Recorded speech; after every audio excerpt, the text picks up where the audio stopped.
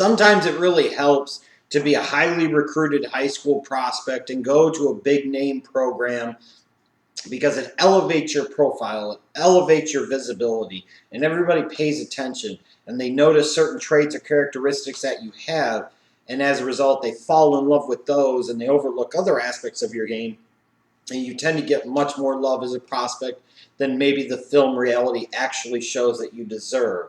And in this case, one of these players that fits into this mold for me for this 2016 NFL draft is A'Shawn Robinson. The 6'4", 315-pound junior defensive tackle from Alabama was a highly recruited prospect coming out of high school. Went to perhaps the most visible program in the entire country in Alabama. Was a member of the 2015 National Championship Crimson Tide team. As a result, playing on that great team, in particular that great defense with that outstanding front seven, excuse me, is going to do nothing but elevate the prospects of A'Shawn Robinson, elevate his visibility, and elevate the love that he's going to get in the draft scouting and draft media community. And when I talk about those traits and characteristics that people fall in love with and people see the potential possibilities, here's what I talk about with A'Shawn Robinson. Looking at his size, he's 6'4", 315 pounds. You know, those type of guys don't grow on trees, especially when you combine the fact that he's a pretty decent athlete for his size. And along with that size and that athleticism and that good length, he has the positional flexibility, to me, in theory, to play in any defensive system. He could play nose tackle in a 4-3.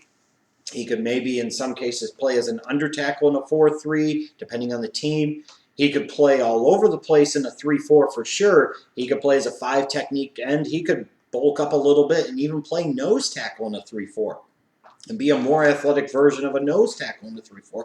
He's got size, athleticism, and the ability, position-wise, to play anywhere pretty much along a defensive line in a 3-4, and has multiple positions he could potentially play in a 4-3. You know, and those are the type of things that initially stand out to you and can really help his draft stock. A guy with good initial quickness. You know, here's a guy that, again, for that size, that's a lot of weight to get moving in one direction. And he does a good job of getting to speed very, very quickly. I also like the way he utilizes his arms in his attempt to shed blockers. I think he does a good job with that. You know, for a guy that's that big, you know, you don't want guys getting up in you and getting you off of your point. And he does a good job, like I said, of using his arms and fighting with his arms. I think he's also a really good, solid tackler. You know, sometimes we don't talk about defensive players enough and their ability to tackle, especially on the defensive lineman. Well, that's important.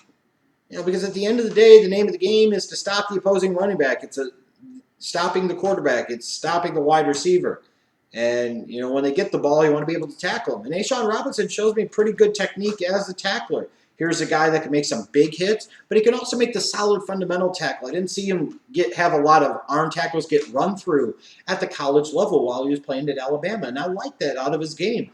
And you also have to like, I think, too, the fact that he has big game and championship experience. You know, if you're a losing team in the NFL and you want to bring in guys that are winners and proven winners, A'Shawn Robinson, again, would fit that mold. Somebody who was in a big-time environment where the spotlight was shining the biggest and brightest at times, played very, very well when that spotlight was shining big and bright. And he was a key member of a national championship winning team for the Crimson Tide. You got to like that stuff. But again, this is where I talk about sometimes the highly recruited high school player playing at the big-time college program has those certain traits and characteristics that people pay attention to, and it tends to kind of wash over the rest of the problems, and it tends to mask the other deficiencies. And when I look at A'Shawn Robinson, for a guy with so much buzz and so much name recognition, so much hype about him as a prospect, I see way too many deficiencies in his game. Looking at him from a leverage standpoint, this is a guy at 6'4", 315 pounds. He should play more powerfully than he does. And part of the reason he doesn't play more powerfully than he does is the fact that he has very, very poor leverage, in my opinion. He gets way too high in terms of when he's in the pass rush or even when he's playing the run. He can get very upright, and as a result, for a big guy, he could be pushed back. He could be pushed off the spot. He could be sealed. He could be taken wherever the offensive lineman wants to take him because he doesn't get enough knee bend, and he doesn't keep his shoulders low enough. He doesn't get a good center of gravity. He's a guy that you could push back, even again at 315 pounds. In terms of pass rush ability, you know, I just don't see that much in terms of polished, finished pass rush ability. People will look at the size, the athleticism, and the quickness and say, hey, here's a guy that can, be able at the NFL level to rush the passer. But the fact of the matter is, he's really lacking in a pass rush repertoire. And what in particularly concerns me is the fact that while he's quick, he's not explosively quick. And his snap burst, his burst off of the snap, is very, very poor. Oftentimes, he was the last of the Alabama defensive linemen, based off of what I saw the past 2 years, to be able to get off of the snap and start his pursuit of the quarterback or pursuit of the running back in the running game. Jarran Reed had a much more consistent burst. He most certainly is way behind Jonathan Allen when it comes to pure burst off of the ball. So you combine that with poor leverage and limited pass rush repertoire, it gives me some real concerns about his three-down capabilities at the NFL level. I also have some concerns about his effort. A lot of times, and this seems to be a theme with a lot of these top-flight defensive prospects, in particular the linemen in this draft, a lot of them have very questionable motors to me. They just really, really, really are inconsistent in the effort that they put forth.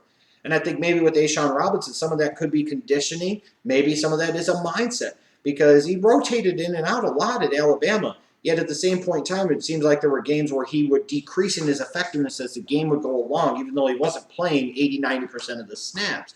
And his effort, typically to me, was consistently very, very poor. And then you also look at the talent around him. To me, in my opinion, when I look at A'Shawn Robinson, I see what people like and I see the potential upside there, but the reality is vastly different. And part of the concern I think that you have to look at is that he had a lot of talent around him. He had Jonathan Allen and Jarran Reed on that defensive line, who were both, to me, better prospects than A'Shawn Robinson. You had Tim Williams, and you had Reggie Ragland in the linebacking core, who I think, to me, are both better NFL prospects than A'Shawn Robinson.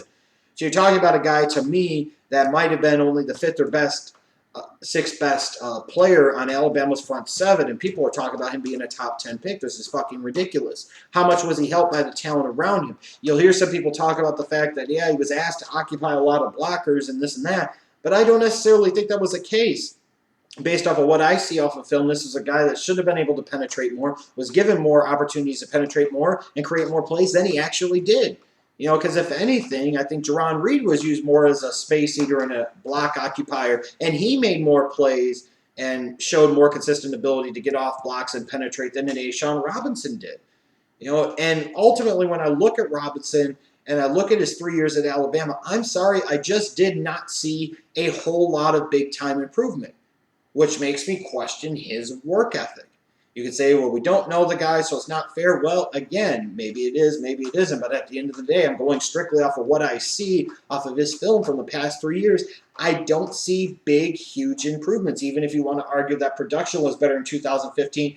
Again, production sometimes can be a bit misleading. It can be. Sometimes it's not. In this case, I think it is a little bit. I just don't see where he got better as a pass rusher.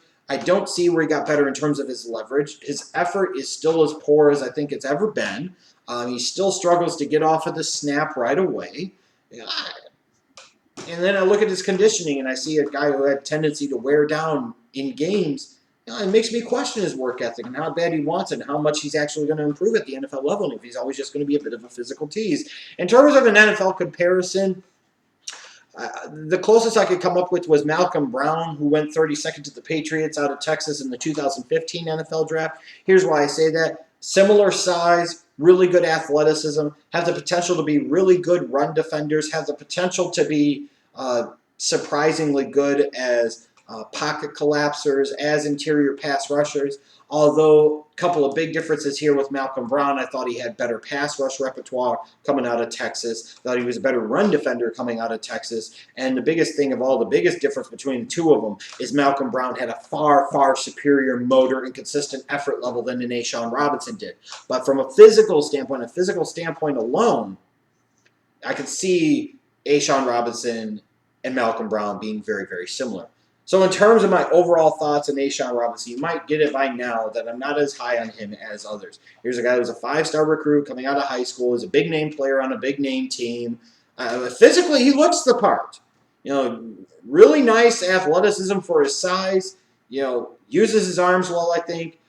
Solid tackler, a guy that you can line up a lot of different places, in particular on a 3-4. A 3-4 team, which is what he played at Alabama, so that helps him in terms of he would have some familiarity in terms of what he would be expected to do as a 3-4 defensive lineman at the NFL level.